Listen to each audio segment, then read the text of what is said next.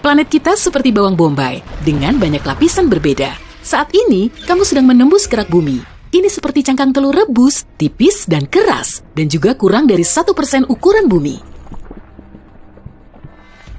Di kedalaman 0,6 meter, kamu bertemu dengan hewan penggali. Tikus mondok dapat membuat terowongan lebih dari 18 meter per hari. Hampir 3 meter ke bawah, kamu akan terkejut. Apa itu cacing tanah? Panjangnya 90 cm. Kamu bergerak melewati 7 meter di bawah tanah. Jadi, kamu tidak akan melihat akar tanaman hutan tropis lagi. Kamu terbawa suasana, dan di kedalaman 12 meter, kamu hampir menabrak buaya Nil. Reptil ini menggali liang terdalam di antara semua hewan. Kamu melihat pertanian perkotaan bawah tanah, 33 meter di bawah permukaan, mereka menanam sayuran dan tanaman herba di sana. Di kedalaman 122 meter, kamu masih menemukan akar pohon, tapi itu akar terdalam yang diketahui.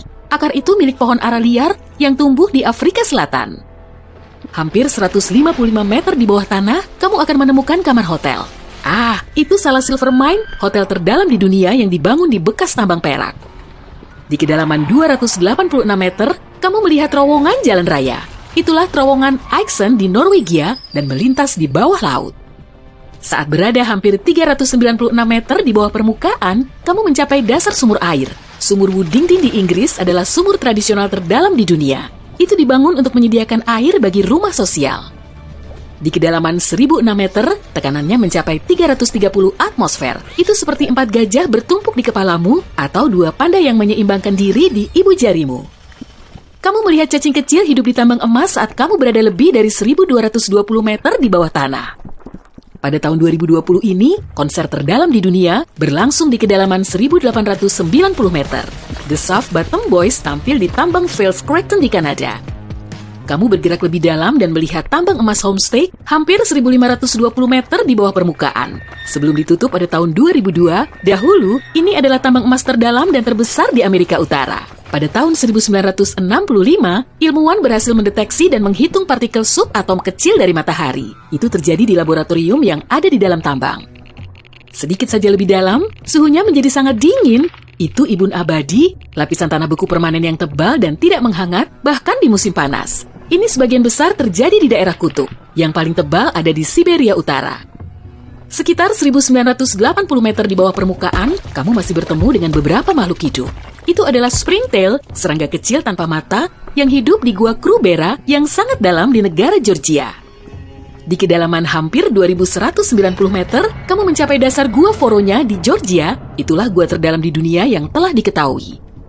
Jika pernah berada di tambang Creighton di Kanada pada bulan Mei 2005, kamu pasti pernah mendengar siaran radio yang paling dalam. Itu terjadi di kedalaman hampir 152 meter, lebih dalam daripada gua Voronya. Lift poros tunggal terdalam di planet ini mencapai 3110 meter di bawah tanah.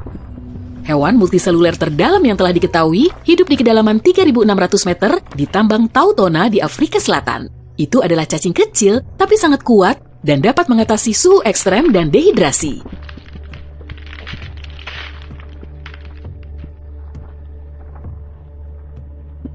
...6,5 km di bawah tanah adalah kedalaman rata-rata kerak samudra. Itu bagian dari kerak bumi yang terletak di bawah samudra, jauh lebih tipis daripada kerak benua. Di kedalaman yang sama, di Tiongkok Timur Laut, kamu bertemu dengan mikroba terdalam yang telah diketahui. Kamu akan melihat bagian bawah lubang buatan terdalam saat kamu turun ke kedalaman 3.660 meter di bawah permukaan. Lubang bor super dalam kola hanya berdiameter 23 cm.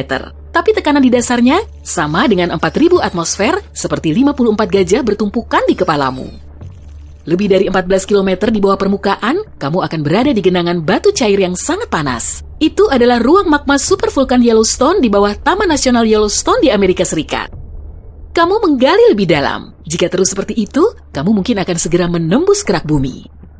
Kerak samudra biasanya memiliki lebar 5-10 km, sedangkan kerak benua bisa mencapai 45 km di beberapa tempat. Tapi meski kerak samudra lebih tipis, ia jauh lebih padat. Itu sebabnya ia mengapung lebih rendah di mantel daripada di kerak benua.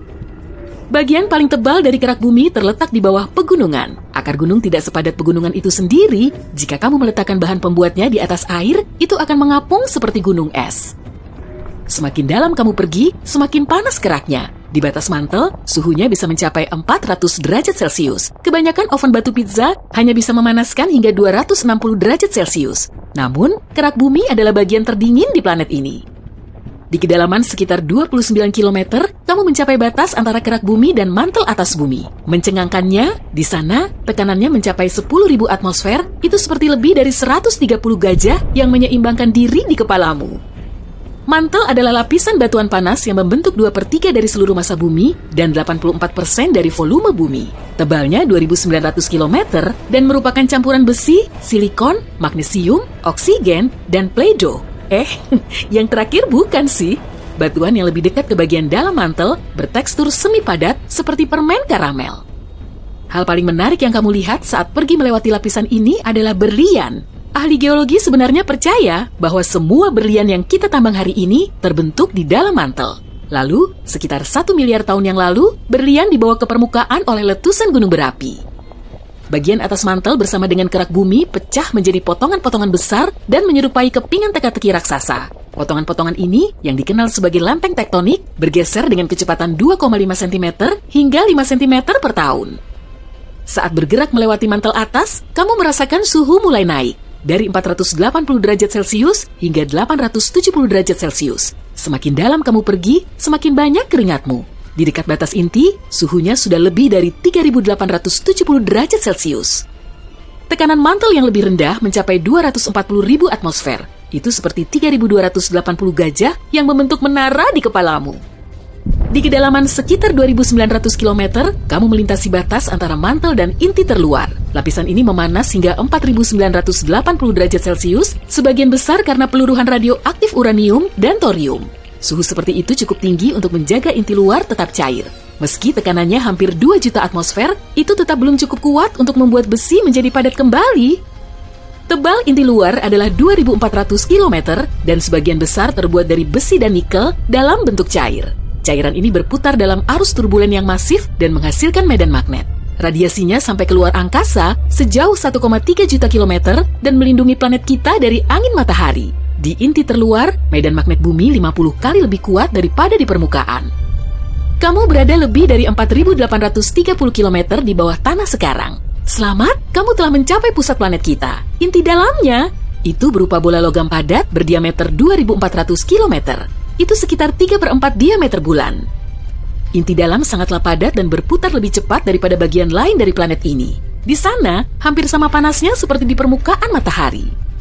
Menurut ilmuwan, 99% dari semua emas dan platina bumi dapat ditemukan di inti dalam.